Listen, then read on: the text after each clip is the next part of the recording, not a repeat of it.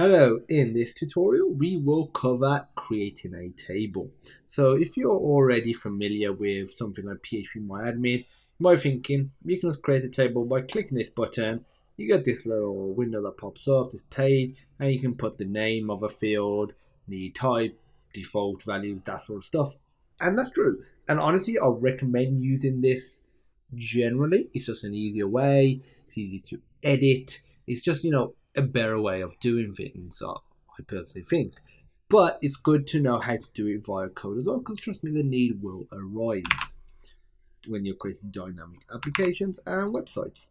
So what we'll do is get rid of this right here, and we're going to have an SQL query. We're going to put it outside of the execute method simply because it's a bit more complex than what we had before, but you could put it within there inline if you wanted to. I'm going to put a triple quotation mark. This just allows us to do it on multiple lines. The name, I'm going to create a name field, and I'm going to set it to a type of chart. Let's say a length of 20, and this can't be null, so this is necessary. And just put a comma to separate the fields. Now we just put location, put char 100, and I'm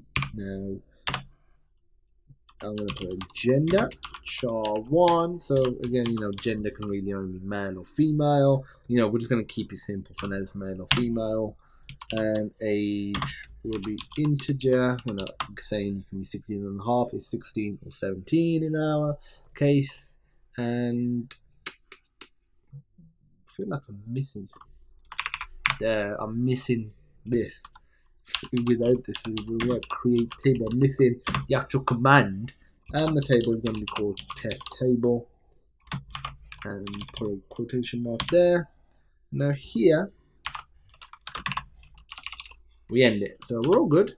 Before we run it, we just need to do cursor.execute. We need to actually run the query in the code, and now we can run the code itself. So run module.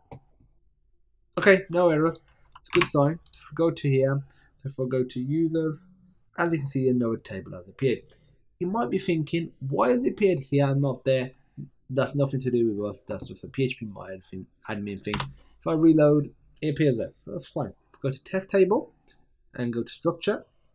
As you can see, we can see the name, location, gender, age. We could insert, data ourselves. If once we add data to it, you'll see right here, and this data will be able to edit as well, and we'll be able to see it. So, without a GUI like this, we wouldn't have all of this flexibility.